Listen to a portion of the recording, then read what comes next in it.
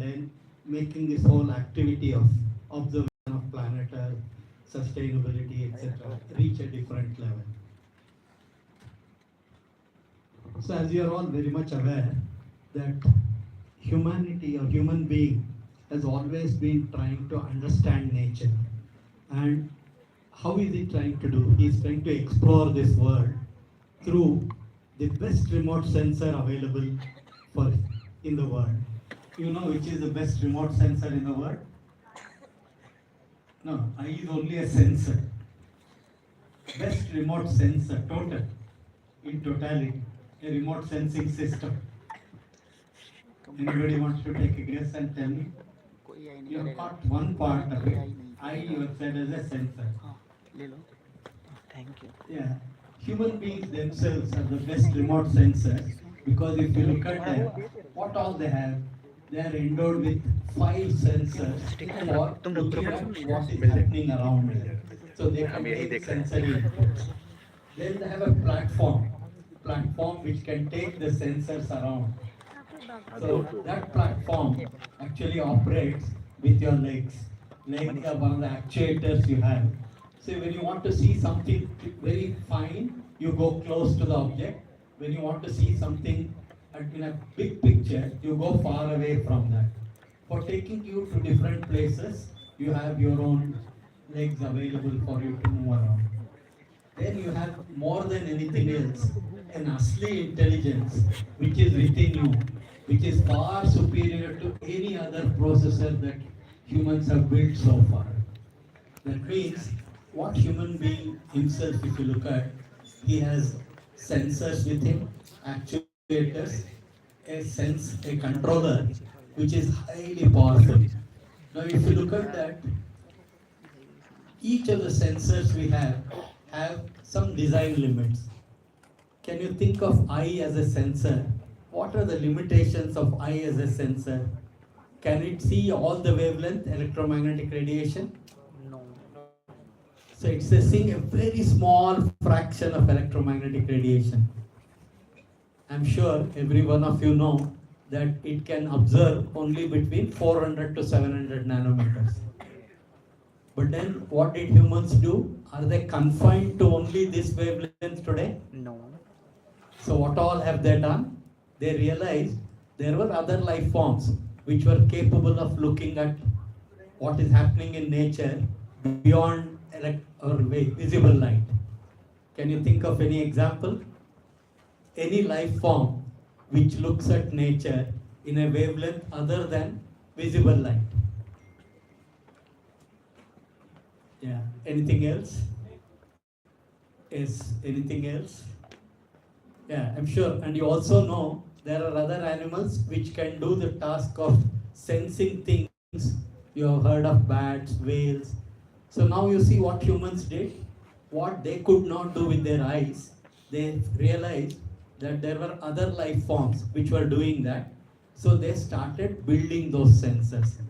Today you see humans have built infrared cameras, ultraviolet cameras, radars, X-rays. Radar is actually in a way reproducing what a bat does or a whale does, sending a signal, getting the recovered signal, and from that processing. So basically you see, and similarly you can realize that how many kilometers can you walk in an hour? Can you walk 100 kilometers in an hour? 20? Why don't you tell with force? 10? 5? Yes. All of you can definitely walk 5 to 6 kilometers an hour. But you see what all humans did? They saw that around them there were other life forms which were moving much faster than them. So what did they do? They domesticated them, started riding them so that they can move the platform for observing and doing things far beyond what their own legs could do. And similarly, it started with animals, faster and faster animals, maybe hogs, camel, horses. Then they also saw birds flying. What have we done now? We have built aircrafts. So similarly, if you look at, in this sense, everything that is a limitation of the human being in terms of sensors, in terms of actuators, to understand nature and to enhance your own survival on the planet Earth, you have been seeing humans are using tools. Again, if I come back to very early in life on planet Earth, do you think humans had enough capability to deal with big animals with which they had to fight for survival? Whatever physical strength human had, was it good enough? So obviously his hand he could not fight with the animals. So what did he do? Obviously he did something, otherwise we would not have been surviving. We would not have been sitting and talking to each other. So what did he do?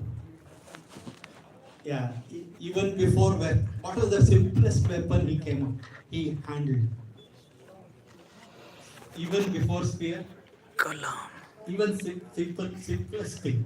See, when you start your life, stone, yeah. Now you think about why stone. Obviously, you will realize as humans you are walking around, you will fall. When you fall on a soft object, you are not hurt. When you fall on a hard object, it pains. If you fall on a needle or a thorn, it will even bleed.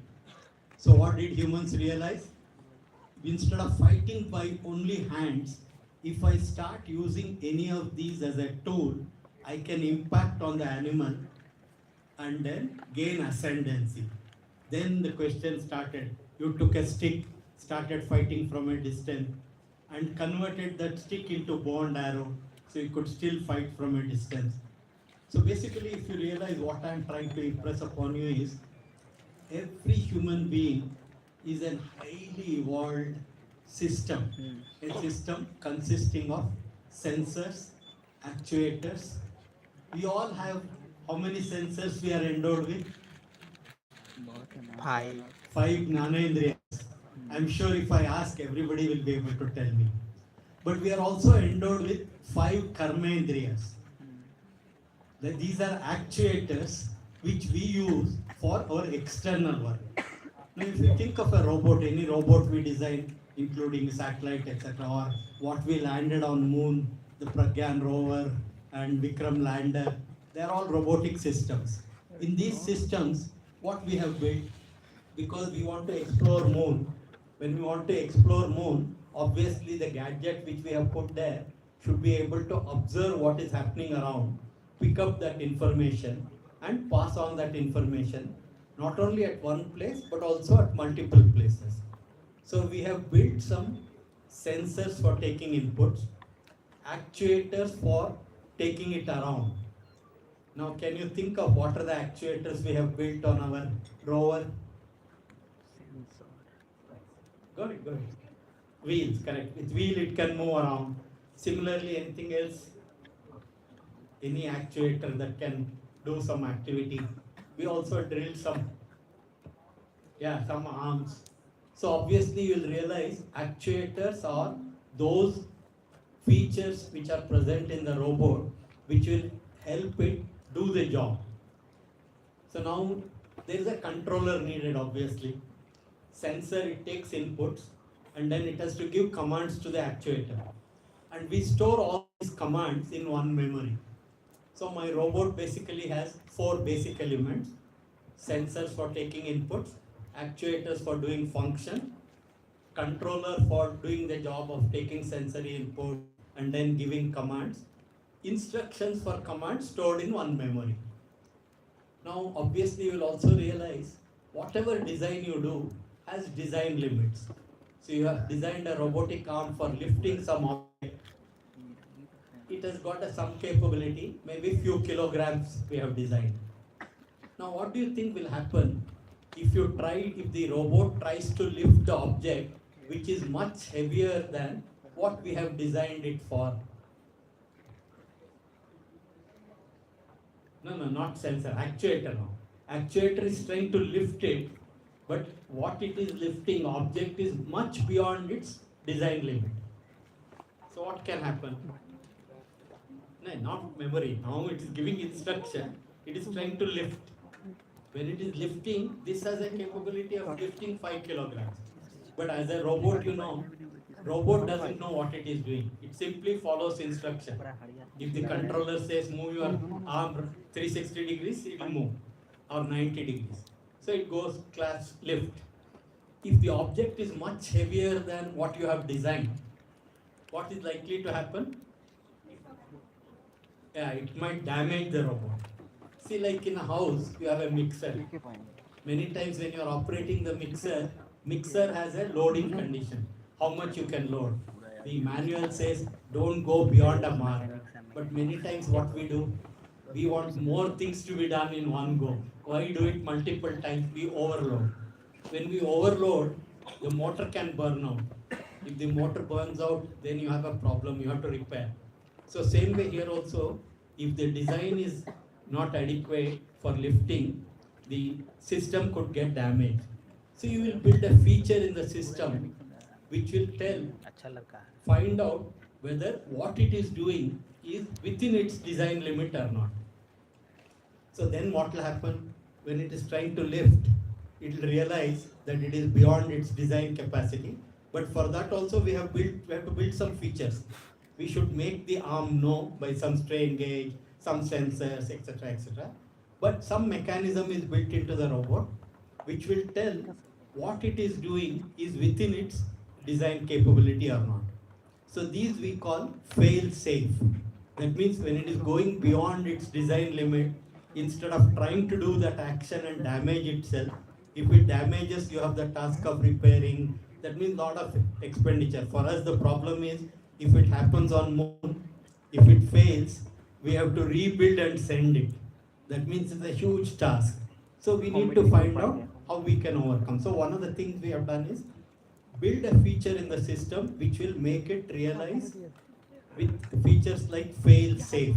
That means the system remains safe even when it encounters condition beyond its design limit. So now my robot has 5 elements: sensors, actuators, anything else? Controller, 2 types of memory. One memory which is having instructions for external work. Another memory for self-sustenance, self-preservation, self-protection, all that. Now I want to ask you, every human being has all these 5 elements. Yes or no? Yes. We all have 5 sensors. We all have 5 actuators. In fact, I was going to ask, what are the actuators we have? Maybe you will be able to answer now. What are the actuators we use for doing our external work? Hands, legs. 5 we have. 2 you answered. 3 more. Is it only mouth?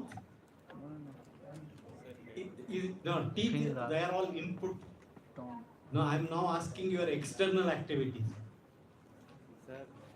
We are not talking of anything you are doing inside. And sensors you have: eyes, ears, nose, tongue, skin.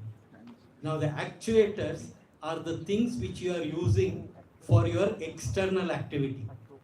Now suppose I ask you a question. What do you do? What's your name?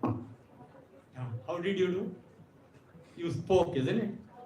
That means the organ which is used for generating sound is a major karmendriya. Without that, you are not in a position to communicate. So that is the third important actuator we all carry. Anyway, remaining 2, I'll leave it as homework for you. You find out. Okay. But we all are endowed with an asli intelligence, which is the controller. Can you think of what it is? Go ahead. Why there is so much hesitancy? All of you are using it left and right. Yeah. Obviously, the brain forms a significant portion of the controller which is operating within you. And then what all it does, how it does, is the task that we have to find out. So there is a controller now. 3 we identified: sensors, actuators, controller. 2 more items are there. One memory which contains instructions for external work. Another memory which contains instructions for self-sustenance, self-protection, survival, etc. Now I am sure you are all doing remote sensing, so many activities, studying, etc. Something you will be able to tell about as a child when you enter this world. What happens? You are a gadget like this, you are a robotic system like this. There is an asli intelligence which is taking care of this platform. When you entered the world as a system, you had this controller, sensors, actuators. We all had, right? So how did the sensor or the controller or the asli intelligence which is running the system started operating us? I'm sure somebody will be able to tell something about it. We all learned what is our mother tongue. What's your mother tongue? Hindi. What's your mother tongue? Telugu. Tamil. Okay, see, different people have different mother tongue. The child, when it entered the world, all that is happening is, it is simply listening to the sensory inputs it is getting. So the processor, what you are talking, is trying to make sense out of these sensory data. It is trying to interpret, write its own rules of operation, and generate commands required for reproducing that sound. So now you recall how you started producing sound, and then how every child learned step by step and went on. That means what? Your processor is actually taking sensory inputs and then trying to interpret what is happening and generate the appropriate commands for operating yourself by giving appropriate commands to the actuators we have. Now you can see how a child gets up and walks around, how it mimics. So can I say the intelligence which is operating in us has a design rule which says mimic what is happening around you and evolve yourself. That means you are simply observing what is happening around you, and through that the highly capable processor which is running you is generating its own commands by trial and error and feedback. It keeps on improving. So you start getting up and moving, you start talking. So like that you build your capability. And all this information you are putting in one memory. I'm sure many of you have heard of this term, sensor fusion. Can anybody say I have heard of the name sensor fusion among the students? Sensor fusion? Just lift your hand if you have heard. Nobody has heard? You are trying to, when you are doing remote sensing, you are trying to fuse optical data with radar data. You have heard of that? So sensor fusion, no? So what are we trying to do here? You are trying to take data from different sources and trying to make sense out of it. Now you go back to yourself. Suppose I show you a flower, an artificial flower here, rose. The color matches, appearance matches, fragrance matches, but still you will be able to tell whether it is an artificial rose or a real rose. Yes or no? Yes. Now can you explain why? Based on the attributes. Now you talked about texture. How do you feel the texture? Touch. Sensing. So that means you are bringing in the fourth sensor. See, I talked about three sensors: color, appearance, smell. But then there were more sensors for it. That means when you decided that this is an object, your processor took all the sensory data, went on analyzing, and then finally decided this is a rose. Now when I do camouflaging, you know camouflaging. So what is the attempt in camouflaging? Trying to make it appear what it is not. So how are you seeing it? By some observation. See, defense people, they put a green cover on something, trying to mimic that it is a plant. Why? Because when a camera, you take a picture, a green color is a green color, whether it comes from plant, etc., etc. But then, what did you start doing? How do you overcome that what they are showing as camouflage you want to detect? So what did you do? Anybody can think of what is done to overcome one color problem? You will see in multiple colors. you will see in many different wavelengths. So obviously reproducing this rose into a real natural rose requires everything to be done to mimic nature itself. So basically the point I'm trying to bring to you is your controller or your Asli intelligence is a highly capable processor which has been doing the job of taking sensory data, doing the processing, doing analysis, generating appropriate commands, operating you as a platform, and that's how you are growing and evolving. One memory you keep on storing all your life experience and some data. Now many times in your system, processor systems, etc., you are waiting for an input to come. If that input doesn't come, this processor will hang. You have heard of this term, isn't it? Processor is hanging. So what is done to avoid that? I'm sure many of you have written programs. How many of you have written programs? I'm sure every one of you have written some program, right? Why are you not lifting your hand? Nothing to worry. I'm not going to eat you, right? So, in a system, when you are trying to waiting for an input to come, if that input doesn't come, it will simply wait indefinitely, isn't it? But do you want the processor to wait indefinitely? You don't want it to wait indefinitely. So what do? You will build a feature which says, one of the nominal things is timeout. You wait for this much time. If nothing happens in this time, you take a default setting and operate. Isn't it? You put some default values. Now same way, in this processor or in this system, where are the default values put? When we enter this world as a child, do we also come with factory settings? No. You have purchased a mobile. I'm sure every one of you have used mobiles. Mobiles comes with factory setting. What is the meaning of that statement? That gadget has certain intrinsic settings using which that gadget can do functions even before you modify and change. So that means same way, do you think we also entered this world with some factory settings? Yes.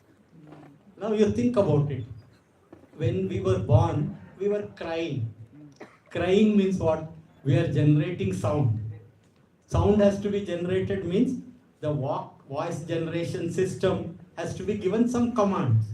Somebody has to give that command. Who was giving that command? Obviously you will say controller. Because controller is interested with the task of running the platform. But then, where did it get these instructions from? Yeah? Nervous system is only mechanisms, no? See, if you say muscle, skeleton, they are all basically support structure. So that is not the one which stores instructions for you to operate. Anybody wants to take a chance and tell what is it? What is it that could be happening? Obviously, we all enter this world with certain minimum instruction set because that child is surviving, no? What is the meaning of child is surviving? Controller is operating its hand, it's moving. May not be as proficient as what you are doing today. But when it was entered the world, it could move its legs, it could move its hands. So there was some activity going on. Even those activities, can you think of it? I'm just trying to give you an idea.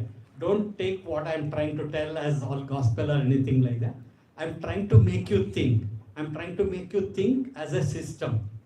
We are all highly evolved robotic systems operating with such capability that we do not pay enough attention to understand this platform.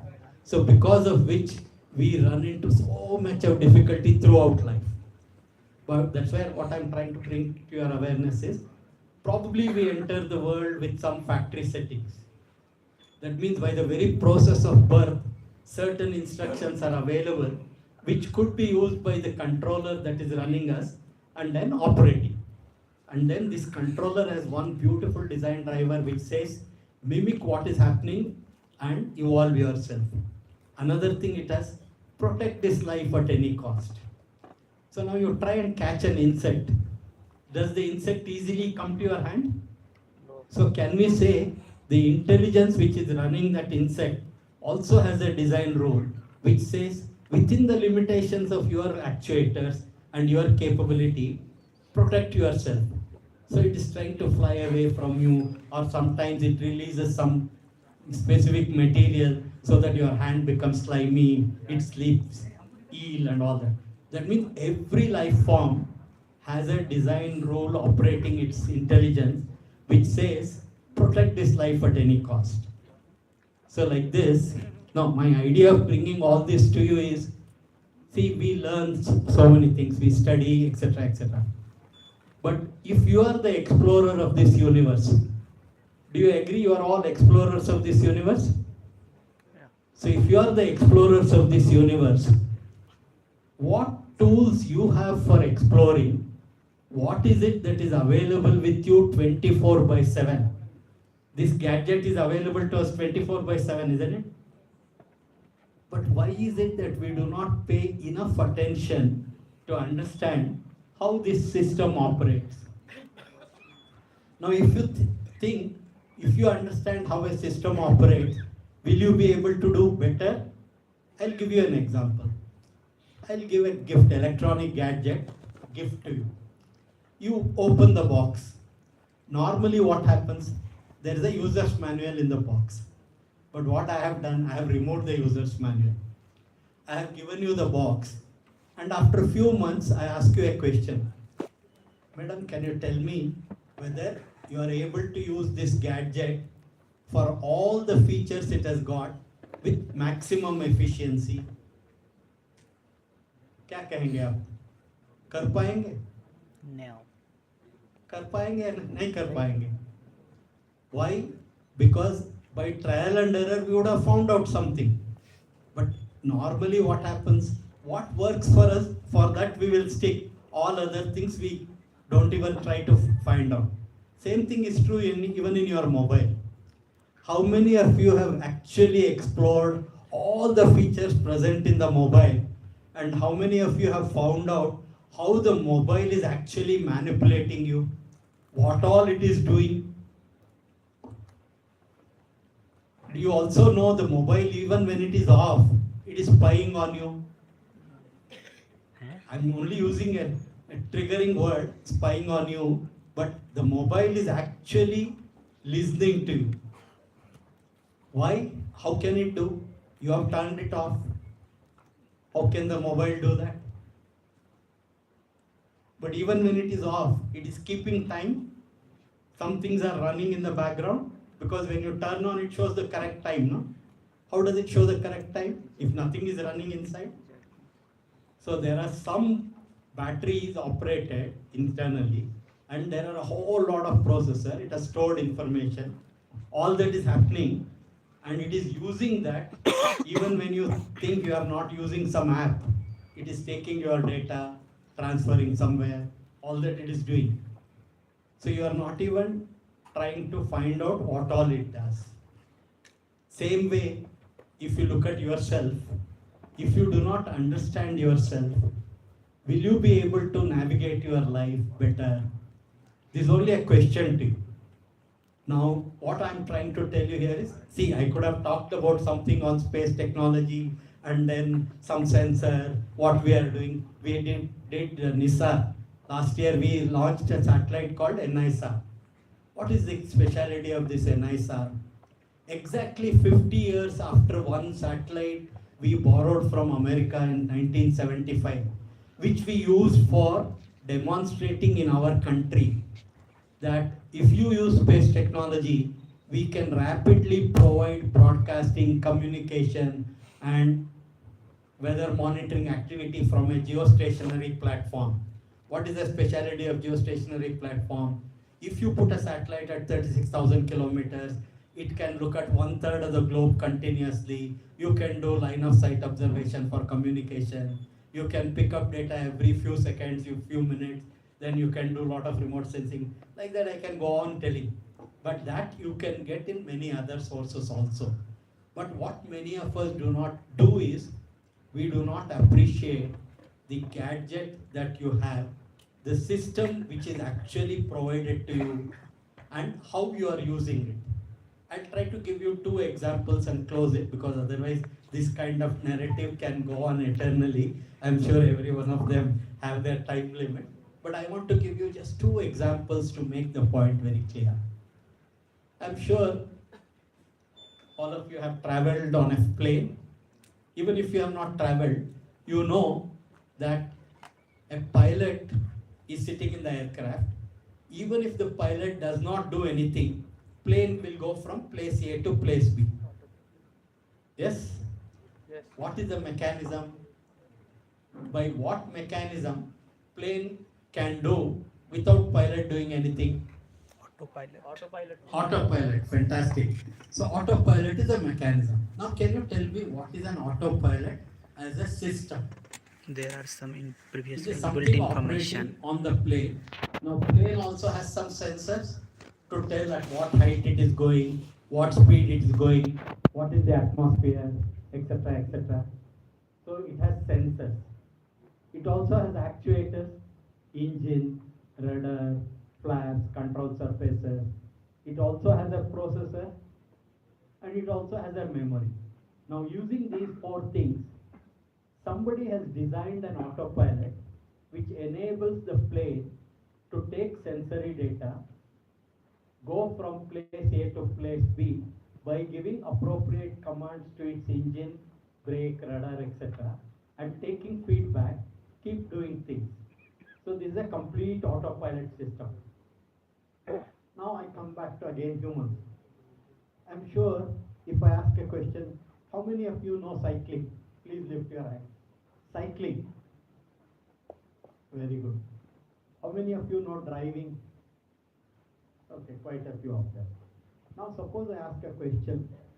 Before you learned cycling or driving, how easy was it? Very difficult.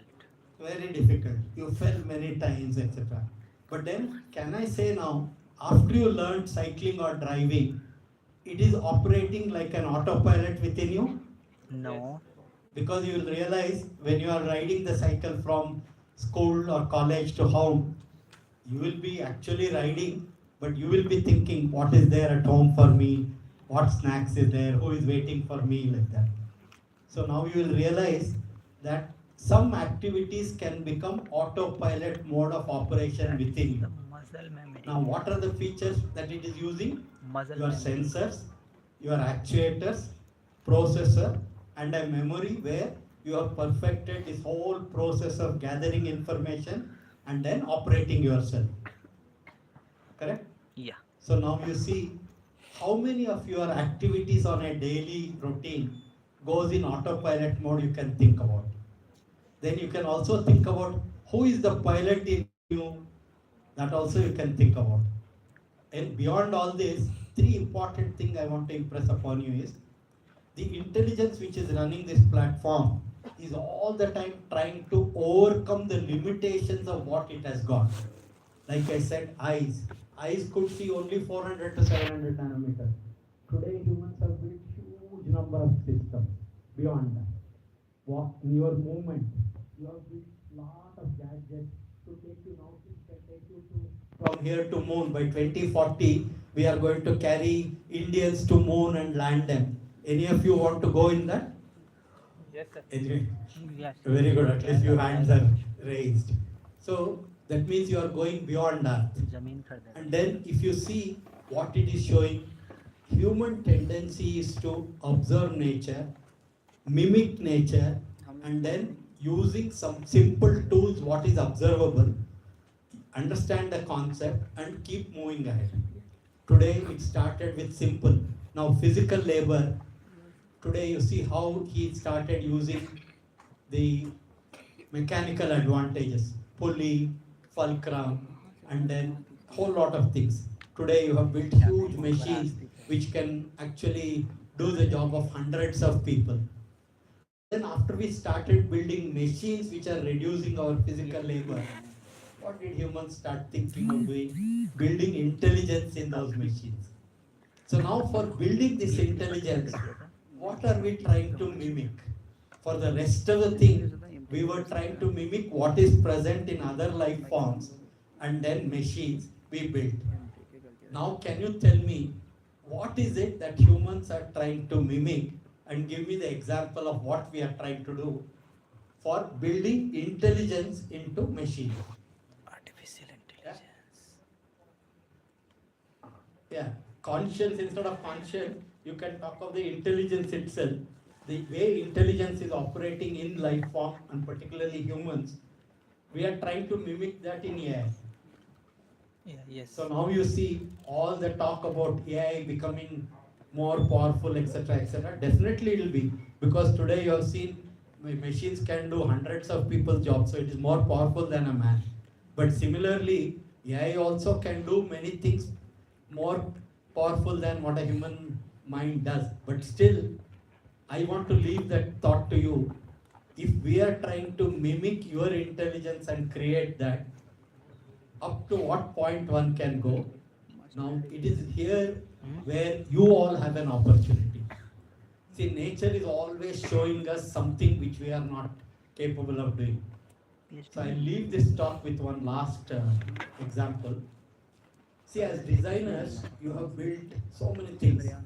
So can I challenge the designer saying, can you build a robot or a car which can reproduce itself by picking up material from surrounding? That means a car or a robot which can reproduce itself by picking up material from surrounding it. Now you look at this question, you feel, wow, what is it talking about? But you look at all life forms around you, from plants to seed-based, egg-based, mammal-based. You take any life form. Aren't all these life forms reproducing themselves by taking the same five Panchabhuta material? So don't you think humans are trying to do it today? So can you give an example which is a very remote or a very primitive example of how he is trying to do? Anyway, think about it. I can keep going on and on. I'll stop here. So let me give the organizers my sincere appreciation for choosing a topic like geospatial innovation and sustainable resource management and for societal welfare. So what ISRO started doing is using space technology for solving the problems we were facing when other countries were looking at using space for military power. India is the only country which looked at how this technology can be used for civilian application, and it built a capability today which is among few in the world. And then as you grow, of course, you have to deal with a whole lot of friendly neighbors, so you have to do many things. But otherwise, we started the space program only for civilian application. But today, as we are reaching the fourth largest economy, and by 2047, we want to reach somewhere. Where do we want to reach? Louder. Where do we want to reach? There is no enthusiasm. What is this? Yeah. Viksit Bharat for what? For a condition where nobody else should dominate you. So if you should not allow others to dominate you, what should you be doing? You should build your capability, skill, knowledge, and become among the top equals. Then others will not be able to trample you, run over you. You saw what happened ages back. Though you had all the knowledge, you had the wisdom, but at that time, the people who were actually wise had decided physical violence is something we should not get into. They had actually toned down their physical strength. So as a result of that, you became a victim of that, and others dominated you and went ahead. But today, do you want something very similar or a different thing to happen? If you don't want it to happen, in every sphere, whichever area you take, whether it is quantum science, you name it, in all those areas we need to grow. And then it's only India which has shown the world that human life requires other life forms for sustenance. Nature has to be respected if sustainability is required. And it is this thought process which is going to make the world a better livable condition. Otherwise, we are already seeing the world runs on war industry. People are ready to keeping on building arsenals. If you have more arsenals, what will you do? You will find out how to use it. So you will create situations to use it. So that's what happens. That is where this land has shown to the world that human life is beyond all this. And then, but if you do not, if you want to learn the lesson of yesteryears, you don't want others to dominate you, you should build competence and knowledge which is among the top. If you do that, then we will not get back to whatever happened during the previous centuries. So let me wish each one of you a great exploratory life where each one of you will become aware of yourself, the real intelligence which is running you, the real pilot that is within you, and how you are operating. Make use of it, make and prosper, and show the world that India is different from the rest. Thank you very much.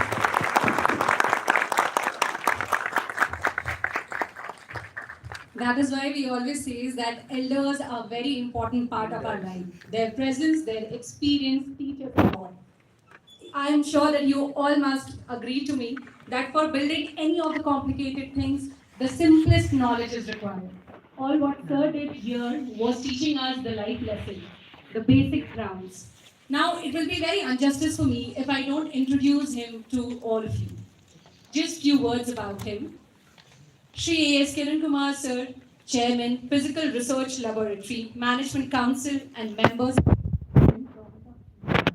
He served as a Secretary, Department of Space, and Chairman, Indian Space Research Organization during 2015 to 2018. Sir has been the chair of the Committee on Earth Observation Satellites in 2012. He has made valuable contributions to coordination groups of meteorological satellites, expert team on satellite systems,